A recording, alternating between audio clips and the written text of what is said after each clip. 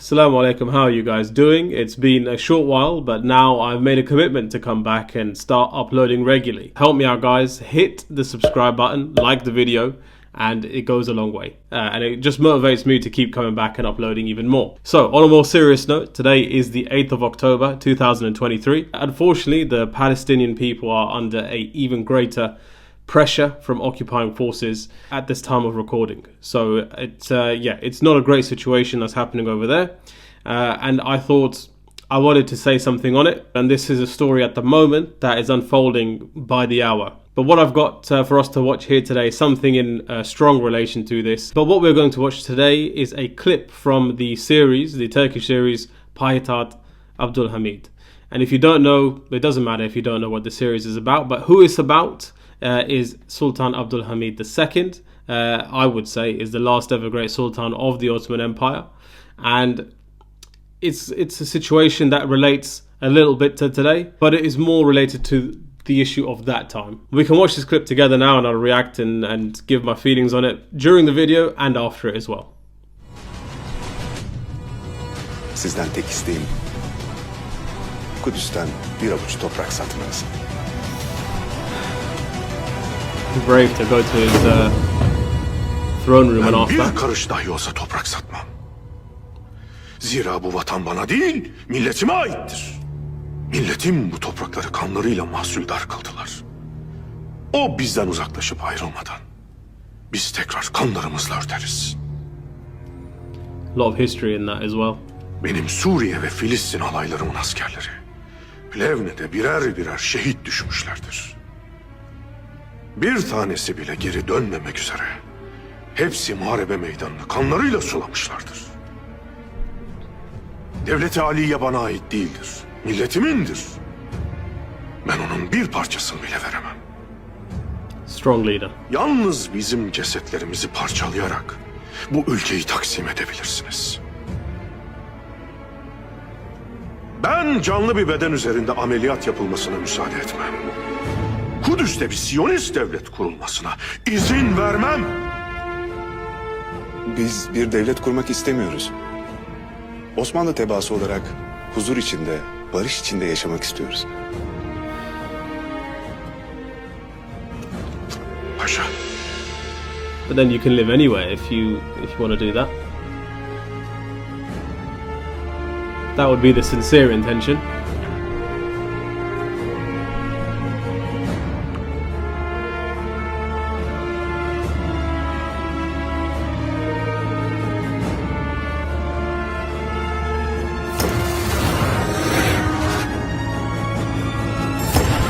Flashback to when he spoke at a conference.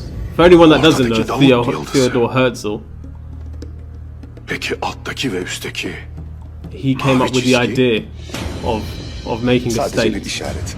Hiçbir manası yok. manasını unuttuysanız hatırlatayım Bay Herzl. Nil ve Fırat arası.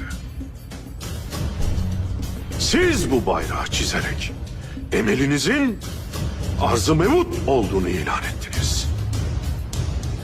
Nil ile Fırat arasında bir Siyonist devlet kurmak istediğinizi haykırdınız. İşte ben de haykırıyorum. Ben yaşadığım sürece böyle bir devlet kurulmayacak. Buna mani olacağım. Yıkıl!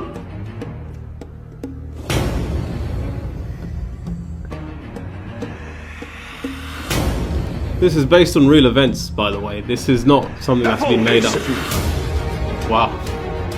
Yeah, it's based on real events, and you can do your reading on it. A lot of this took place, actually. He's actually the visionary of the current state or alleged state that is there at the moment. So, yes, this is based on real events. It's not make-believe. It's not a hyped-up series or fictional series. These things happened. Abdulhamid, Sultan Abdulhamid II, in my opinion, is the last great Muslim leader. There's been a handful of good Muslim leaders since his time. I believe somewhere around 1910 he was, well, that's a whole other video what happened there, but I would say there's only been a handful of good Muslim leaders since that time. And there is something to be said on what made these leaders of yesteryear or yestercentury so strong. Why were they so strong in their resolve? If we look at the difference between today and back then, something is very, very apparent. Not just with the Sultan, the people of that time, the people within that empire. What held them together was their strength in their faith. What do I mean by this? If you went to the Sultan at that time, Sultan Abdul Hamid, and you asked him this question, and I feel confident in saying this, and you went to him and you said, Sultan, what do you see yourself as first? Do you see yourself as a Turk, or do you see yourself as a Muslim? In my mind, there's no doubt he would reply as seeing himself as a Muslim first, if not as the only thing. Everything else after that is secondary. Whether he said he was Turkish after that, a great Sultan after that, it doesn't matter what he would have said. Number one is the key, and that's what held everyone together. You can look into the history, you can look into the reading that is available out there in trusted sources. If you look at who made up these armies, it wasn't just Turks. There were Muslims. There was also some Christians as well, if you look into the history of it as well. But the people that used to be part of these armies came all the way from the Balkan areas of modern day Albania, Bosnia, all the way across the Anatolian landscape, all the way across as far as Bangladesh and Indonesians. Modern day Indonesia, people would travel from there.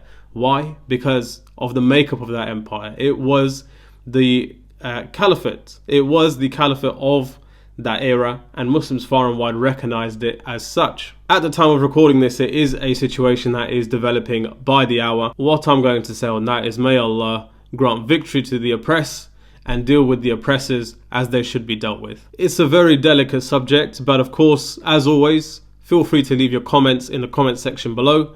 And as I said, subscribe to the channel, like the video. It helps this video go out and be seen by more people, and we can educate more people on the issue and they can understand and look into what's going on. So hit subscribe, and I'll see you on the next video, inshallah.